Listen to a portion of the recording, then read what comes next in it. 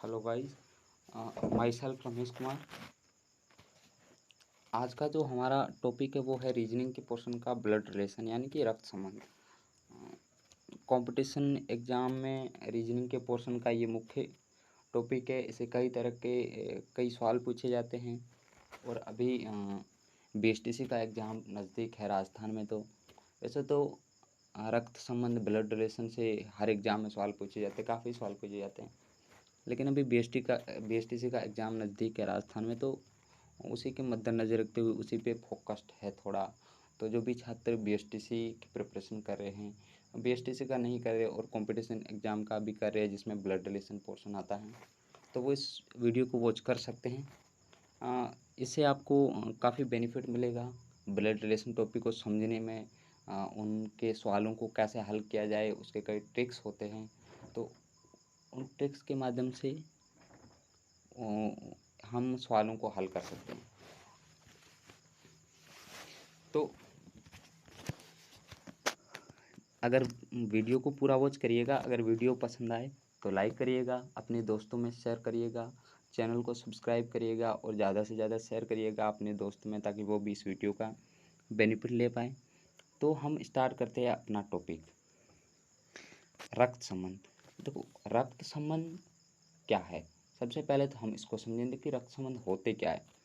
तो इसमें दिखाया गया है कि दुनिया में मौजूद वह रिश्ते जो या जन्म से या फिर शादी से बनते हैं, रक्त संबंध कहलाते हैं। मतलब कि वे रिश्ता जो या तो जन्म से बनता है और या फिर शादी करने के बाद शादी से बन जाता है, वो रक्त संबंध कहलाता है। जन्म से जैसे कि माता पिता, बेटा बेटी आदि होता है, और शादी से जैसे कि हम शादी से बनने वाले रिश्ते होते हैं वो है सास है, ससुर हैं, साला साली, जीजा आदि, ये रिश्ते शादियों से बनते हैं।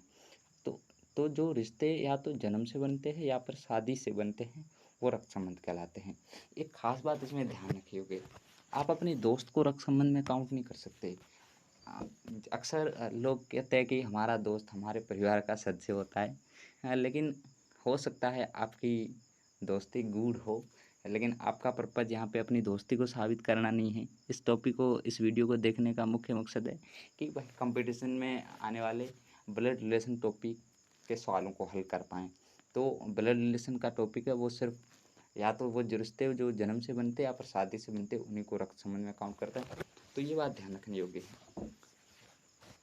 उससे आगे हम बात करते हैं, तो आपको रिश्तों के बारे में साधारण तो नॉलेज होगा ही, लेकिन एक बार फिर से हम उसको रिवाइज कर दें कि रिश्ते क्या होते हैं और उन रिश्तों के लिए सिंगल टर्मिनोलॉजी क्या है, क्या हम सिंगल वर्ड यूज करते हैं। तो हम वो देखेंगे अभी।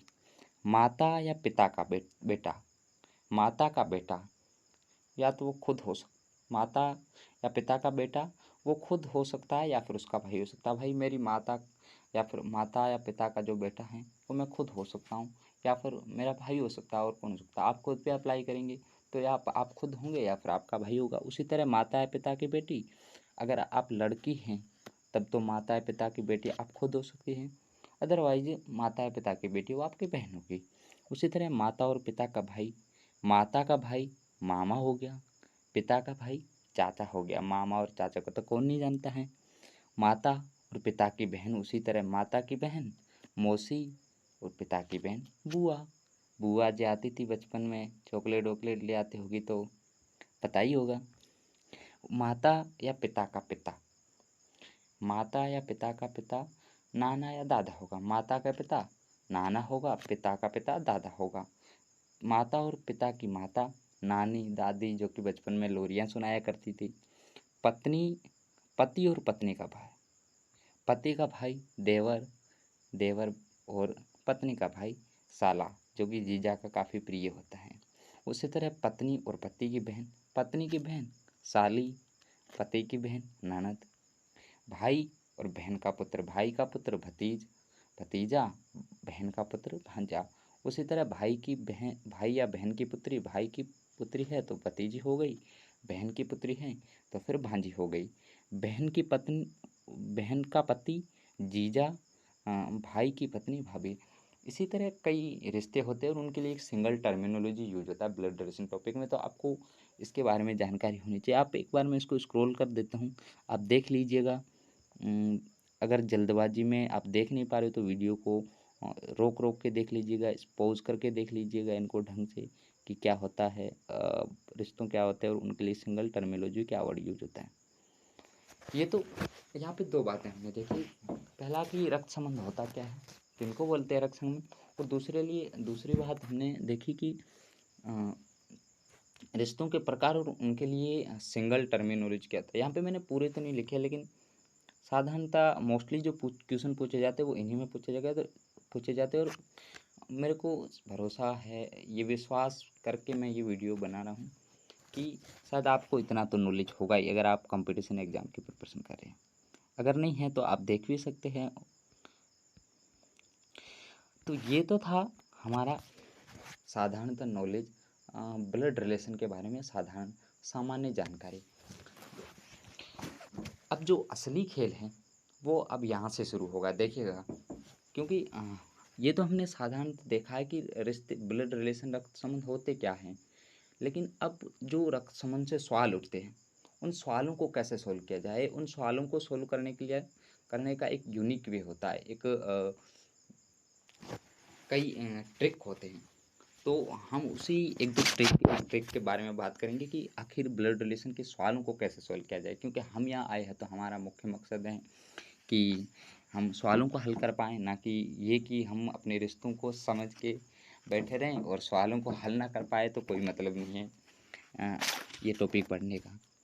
तो रक्त संबंध से संबंधित सवालों को हल करने का जो सबसे आसान तरीका, सबसे लोकप्रिय तरीका है वो है फैमिली ट्री को ड्रॉ करना। जब भी आपके सामने रक्त संबंध से संबंधित क्वेश्चन आए तो आप फैमिली ट्री को ड्रॉ करके उसको और अच्छे तरीके से और एग्जैक्टली उस क्वेश्चन को सोल्व कर सकते हैं। तो अब यहाँ से सवाल उठता है कि फैमिली ट्री क्या होता है। अब ये मत समझ लेना कि आपकी फैमिली के द्वारा आपके घर के बाहर, आपके बंगलों के बाहर उगाया गया ट्री वो फैमिली ट्री, वो वाला फैमिली ट्री नहीं है। ये बस एक शेप है जिसमें हम परिवार के सदस्यों को एक शेप में और एक कुछ नियमों के तहत एक शेप में बिठाएंगे, ताकि हम उस क्वेश्चन को और अच्छे तरीके से समझ पाए, हमारे दिमाग में वो संबंध अच्छे तरीके से फिट हो पाए। तो फैमिली ट्री को बनाने से पहले कुछ बातें ध्यान में रखनी होती है, ऐसे नहीं फैमिली ट्री बनता है। कुछ बातें, कुछ ट्रिक्स ध्यान में रखनी होती है, कुछ अपने मन से बना सकते हैं ट्रिक्स। बस ये कि हम हमारे दिमाग में वो एग्जैक्टली चीज़ें बैठ जाए। तो मैंने जो यहाँ पे कुछ बातें लिखी हैं, कुछ सार्वभौमिक की है, कुछ मैंने अपने मन से भी लिखी है, जिनके माध्यम से हम फैमिली ट्री ड्रॉ कर सकते हैं। तो फैमिली ट्री ड्रॉ करने से पहले जो बातें ध्यान में रखनी वो हैं कि परिवार के सारे महिला सदस्यों को माइनस के साथ लिखें। जितने भी परिवार के महिला सदस्य हैं उनके नीचे आप कोष्ठक में माइनस से लिखें। जैसे कि मैंने यहाँ पे एक फैमिली ट्री बनाया है, यहाँ पे आप देख सकते हो ऊपर ऊपर दादा हैं, उसके बाद आप बीच में ऊपर ऊपर दादा है, उसके बाद आपका पिता है, माता है, चाचा है, चाची हैं।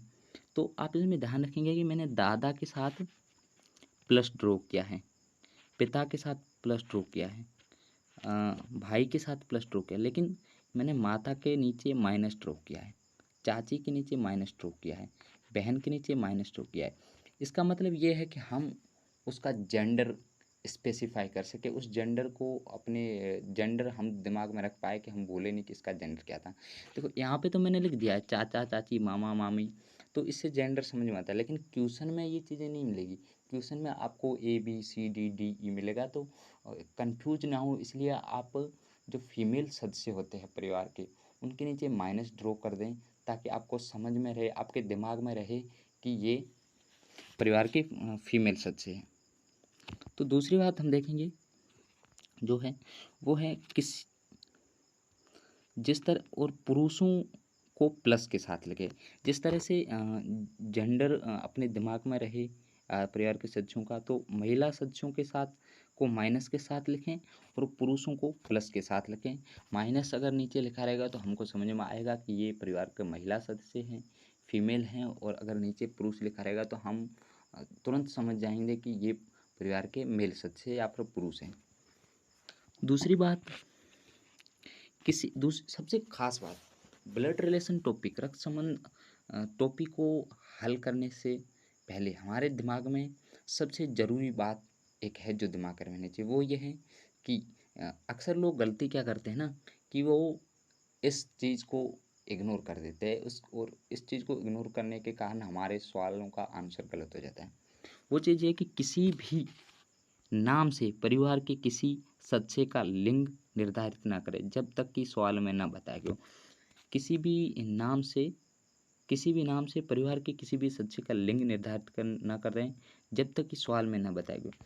मतलब कि अगर किसी लड़की से संबंधित नाम है, अगर कोई लड़की कोई नाम हो सकता है नीता वीता हो, जो कुछ भी हो, किसी लड़की का नाम है, अगर उस सवाल में ये नहीं बताया गया है कि वो फीमेल है, तब तक आप उसको फीमेल एज्यूम नहीं करेंगे, कुछ भी एज्यूम नहीं करेंगे। और जब तक अ, सवाल में ये न बताया गया हो कि वो नाम है जो कि मेल है, पुरुष हैं, तब तक आप उसको पुरुष या मेल एज्यूम नहीं करेंगे। कहने का मतलब कि आप नाम देखकर उसका जेंडर एज्यूम नहीं करेंगे, उसको एज़ टज रहने देंगे। और जब तक कि उस सवाल में बताया ना गया हो कहीं कि वो मेल है या फीमेल है, तो ये बात आपको बहुत ज़रूरी दिमाग में रखनी है। और अक्सर लोग यही गलती करते हैं कि नाम पे कन्फ्यूज़्ड हो जाते हैं और अपने सवाल को हल कर देते हैं और आंसर नहीं मिलता और गलत करके आ जाते हैं। तो पहली बात हमने देखी कि परिवार के सारे महिला सदस्यों को माइनस के साथ लिखें और पुरुषों को प्लस के साथ लिखें। किसी भी नाम से परिवार के किसी सदस्य का लिंग निर्धारित ना करें जब तक कि सवाल में न बताया गया। तीसरी बात, जो अब ड्रॉ कैसे करें, ये तो थी बातें ध्यान में रखनी होगी। अब ड्रॉ कैसे करें? सबसे बड़ी जनरेशन को ऊपर लिखें, सबसे बड़ी जनरेशन को ऊपर लिखें लाइन में, ठीक है ना? जैसे माता पिता चाचा चाची, खुद की जनरेशन को बीच में लिखें, उसके बाद आती है खुद की जनरेशन। तो खुद की जनरेशन को बीच में लिखें, उनके नीचे लिखें खुद की जनरेशन को, माता पिता चाचा चाची के नीचे खुद की जनरेशन को लिखें। और आपके जो अगली वाली जनरेशन है, आगे वाली जो जनरेशन है, आगे वाली जनरेशन को नीचे लिखें। आगे वाली जो जनरेशन है उसको आप आपके नीचे लिखा कि आगे वाली जनरेशन से मतलब कि आपका बेटा हो सकता है, आपकी बेटी हो सकती है, आपका चाचा ओ सॉरी आपका भतीज हो सकता है, आपकी भतीजी हो सकती है, आपका भांजा हो सकता है, आपकी भांजी, मतलब आपसे आगे वाली जनरेशन। तो सबसे पहले ऊपर सबसे बड़ी जनरेशन को लिखें, बीच में आप अपनी खुद की जनरेशन को लिखें और नीचे नीचे आप आपसे अगली वाली जनरेशन को लिखें। तो इस तरह से इस शेप में हम फैमिली ट्री ड्रॉ करेंगे ताकि हम कंफ्यूज ना हो, सवाल को एज अच्छे तरीके से सॉल्व कर पाएंगे। जैसे कि यहाँ से मैंने दिखाया है कि यहाँ पे मैंने खुद को बिठाया है, आप देख सकते हो कि मैंने खुद को बिठाया, ठीक है?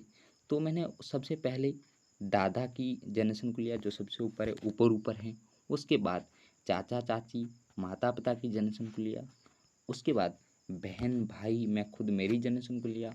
उसके बाद नेक्स्ट वाली मतलब कि जो सबसे बड़ी जनरेशन है वो सबसे ऊपर आएगी, उससे छोटी अगली जनरेशन उससे नीचे आएगी, उससे अगली जनरेशन उससे नीचे आएगी और उससे अगली जनरेशन उससे नीचे आएगी। मोस्टली आपका जो ट्री है, जो फैमिली ट्री है, वो लगभग अधिकतर 3 जनरेशन का होता है और ज़्यादा से ज़्यादा हो सकता है वो 4 जनरेशन का बन जाए, इससे ज़्यादा नहीं बनता है। तो आप देख सकते हैं कि इस तरह से आप फैमिली ट्री ड्रॉ कर सकते हैं। छठी बात जो ध्यान में रखने योग्य है वो ये है कि परिवार के सदस्यों के बीच संबंध को डबल हेडेड एरो मतलब आप इस तरह देख सकते हैं, डबल हेडेड एरो से शो दर्शाएं। जैसे परिवार के 2 सदस्य हैं, उनके बीच जो संबंध है उसको आप डबल हेडेड एरो से दर्शा सकते हैं। जैसे कि मैंने यहाँ दर्शाया है कि भाई, मेरे खुद के और भाई के बीच में मैंने डबल हेडेड एरो से दर्शाया है। भाई बहन के बीच में एक जनरेशन के है तो इस तरह डबल हेडेड एरो से दर्शाया है। मेरे खुद के और मेरे पिता के बीच के संबंध को मैंने डबल हेडेड एरो से दर्शाया है। मैंने खुद के और मेरे बेटे के बीच के संबंध को डबल हेडेड एरो से दर्शाया है। तो इससे क्या है कि हम संबंध को अच्छी तरह से समझ पाएंगे। और सातवीं बात जो ध्यान में रखनी होगी वो है कि जोड़ों को कोष्ठक में लिखें। जैसे कि पति पत्नी कपल्स होते हैं, उनको आप कोष्ठक में लिखें। इससे आपको कपल्स भी अलग से डिफाइन होंगे। जैसे कि मैंने यहाँ पे लिखा है माता पिता जो कपल्स है एक, तो उनको उसको मैंने कोष्टक में लिखा। उसी तरह चाचा चाची हैं, एक कपल्स हैं, तो उनको मैंने कोष्टक में लिखा।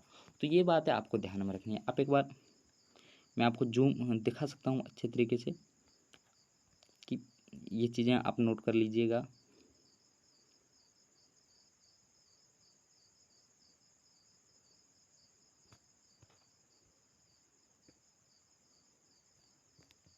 ये पॉइंट्स ध्यान में रखने हैं। उसके बाद इस तरह से आप फैमिली ड्रॉ करना है।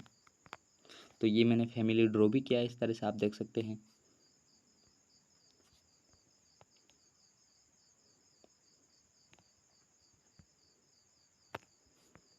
अब आते हैं असली सवालों पे कि हम इस फैमिली ड्रॉ के माध्यम से किस तरह से सवालों को हल कर सकते हैं। हमारा जो पहला सवाल है, मैंने कहा था ना, इस फैमिली ड्रॉ में मैंने सिर्फ आपको समझाने के लिए ये माता पिता भाई बहन लिखा है, लेकिन सवाल में आपको इस तरह से माता पिता भाई बहन लिखा नहीं मिलेगा। सिर्फ हो सकता है आपको नाम मिले, हो सकता है आपको ABCD मिले, जैसे ABCDEFG वगैरह वगैरह मिले, और मोस्टली यही मिलेंगे, लेकिन बेटा बेटी भाई बहन ये नहीं मिलेंगे। तो आपको जेंडर स्पेसिफिक करने में दिक्कत हो, क्योंकि इसलिए मैंने आपको बताया था कि आप अगर फीमेल सदस्य हैं तो उसके नीचे माइनस मार्क करें, कोष्ठक में माइनस लिख दें, और प्लस अगर कोई मेल सदस्य है परिवार का उसके नीचे आप प्लस लिख दें, ताकि आपके दिमाग में बना रहे कि ये मेल है और फीमेल है, आप भूलें ना। तो अब हम बात करेंगे पहला सवाल। पहले सवाल में जो बताया गया है, AB की बहन है। पहले मैं पूरे सवाल को पढ़ूंगा, फिर उसको अच्छे तरीके से आपको समझाऊंगा। AB की बहन है, FG की पुत्री है, CB की माता है, DC का पिता है, ED की माता है, और A का D से क्या संबंध है। मतलब AB की बहन है, PG की पुत्री है, CB की माता है, DC का पिता है, ED की माता है। तो अब A का D से क्या संबंध है। तो मैंने इस स्टेटमेंट से या इस इंफॉर्मेशन के आधार पर मैंने एक फैमिली ट्री ड्रॉ किया। तो सबसे पहले इसने कहा AB की बहन है, तो मैंने इसमें देखना AB की बहन है, इस लाइन में देखना कि AB की बहन है। यहाँ पे सिर्फ A का जेंडर बताया गया, B का जेंडर नहीं बताया गया। तो मैंने यहाँ पे लिखा, आप देख सकते हो AB भाई AB की बहन है, मतलब एक जनरेशन के हैं। तो मैंने इसको एक लाइन में लिखा और उनके बीच के संबंध को शो करने के लिए बीच में एरो लगा दिया। ठीक है, अब एक जनरेशन के है तो मैंने साइड में गिरा हुआ एरो लगा दिया। और AB की बहन है, A बहन है, तो मैंने इसके नीचे कोष्ठक में माइनस लिख दिया। मेरे दिमाग में रह गया अब फीमेल सच है। और AB की बहन है, तो B का इसमें कोई जेंडर नहीं बताया, तो मैं कोई एज्यूम नहीं करूँगा। आप देख सकते हो कि मैंने इसको खाली छोड़ दिया क्योंकि इसने बताया नहीं है। और यही बात मैं आपको पहले समझा रहा था कि अगर किसी नाम से आप किसी भी परिवार के सदस्य का जेंडर एज्यूम नहीं करेंगे जब तक कि सवाल में ना बताया गया हो। तो AB की बहन है, तो मैंने पहले आप इस लाइन में देख सकते हो, इस आधार पर मैंने ये फैमिली ट्री का पहला ड्रॉ किया।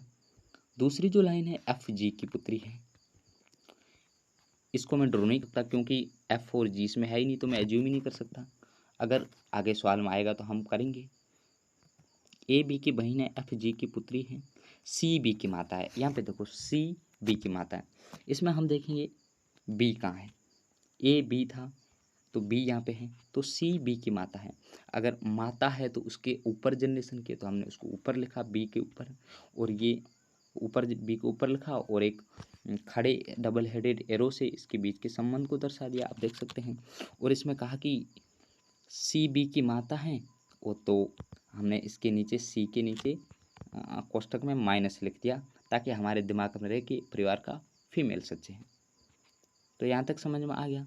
तीसरी जो लाइन है, सॉरी, जो चौथा कथन है वो है DC का पिता है। अब इस C का पिता है D, और C का पिता है उससे अपर वाली जनरेशन का है, तो हमने D को C के ऊपर लिख दिया और उनके बीच के संबंध को दर्शाने के लिए ये एरो लगा दिया।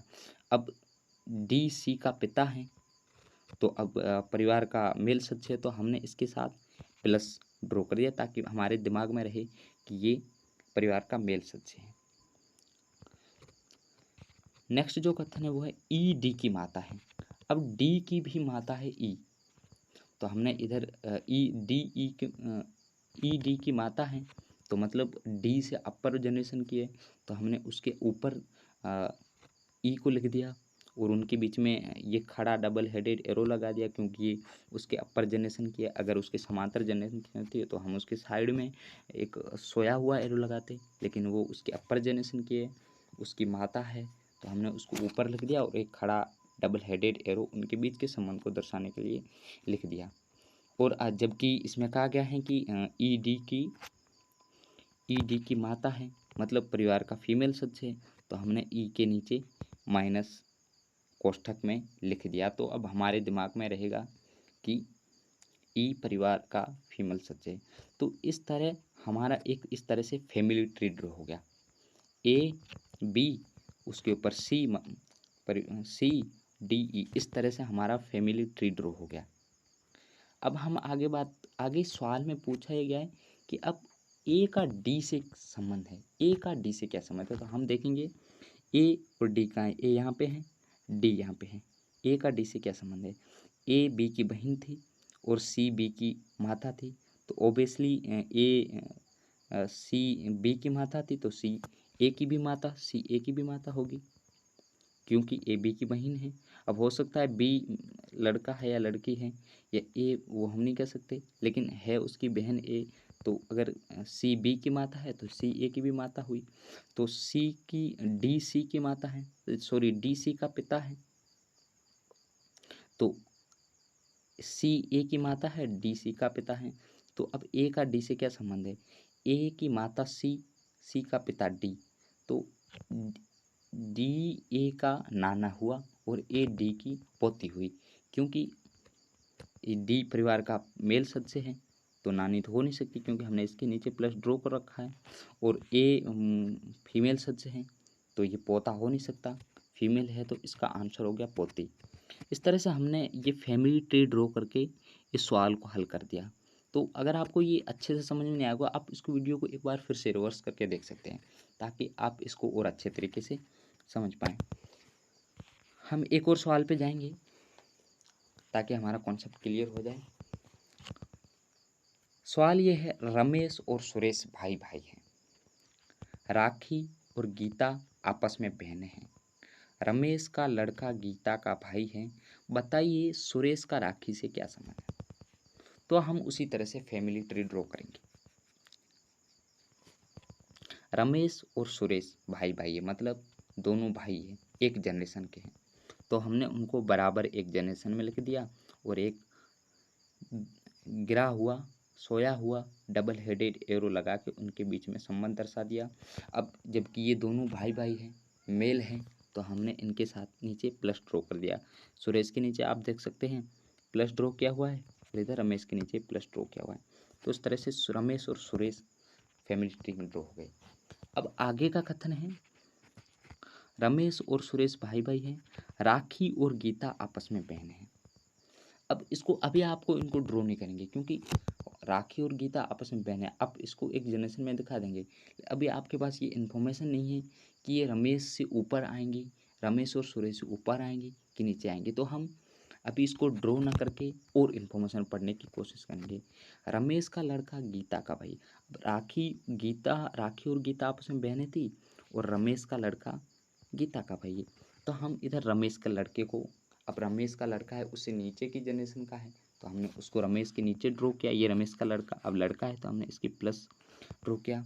अब पहले हमने कहा था कि रमेश का लड़का गीता का भाई है, अब गीता हमने देखा था पहले, गीता का भाई है, तो ये इसकी जनरेशन का हुआ, तो हमने इधर एक गिरा हुआ डबल हेडेड एरो लगा के आगे गीता लिख दिया, गीता का भाई है क्योंकि ये एक जनरेशन के हुए। और आ, आ, अब हम दूसरे कथन पे फोकस करेंगे, राखी और गीता आपस में बहन हैं। अब गीता यहाँ आ गई, तो अब हमको ये तय हो गया है कि गीता रमेश और सुरेश के नेक्स्ट जनरेशन की है। अब दोनों बहनें हैं तो परिवार की फीमेल सदस्य हुई, तो हमने और एक जनरेशन की है, तो हमने डबल हेडेड गीता और राखी के बीच भी डबल हेडेड गिरा हुआ एरो लगा दिया और उनको एक लाइन में लिख दिया क्योंकि एक जनरेशन की है। और हालांकि ये दोनों बहनें हैं, मतलब परिवार की फीमेल सदस्य, तो हमने दोनों के नीचे माइनस ड्रॉ कर दिया। अब सवाल ये है कि सुरेश का राखी से क्या संबंध है? अब सुरेश अब देखो, अब रमेश का लड़का गीता का भाई है और राखी और गीता आपस में बहन है। तो इसका मतलब ये है कि रमेश, गीता, राखी इन सब का बाप हुआ रमेश, क्योंकि रमेश का लड़का गीता का भाई है और राखी और गीता आपस में बहन है। तो ये तीनों रमेश के बच्चे हो गए और सुरेश रमेश का भाई है। तो सुरेश इनका क्या लगेगा? चाचा लगेगा। और हालांकि चाचा लगेगा तो हम ट्यूशन में हमसे यही पूछा गया था कि सुरेश का राखी से क्या संबंध है। सुरेश रमेश का भी चाचा है, सॉरी रमेश के लड़के का भी चाचा है, सुरेश गीता का चाचा है। तो ओबियसली सुरेश राखी का भी चाचा होगा, क्योंकि गीता और राखी आपस में बहन हैं और रमेश का लड़का इनका भाई है। तो इस तरह से सही आंसर हो गया चाचा।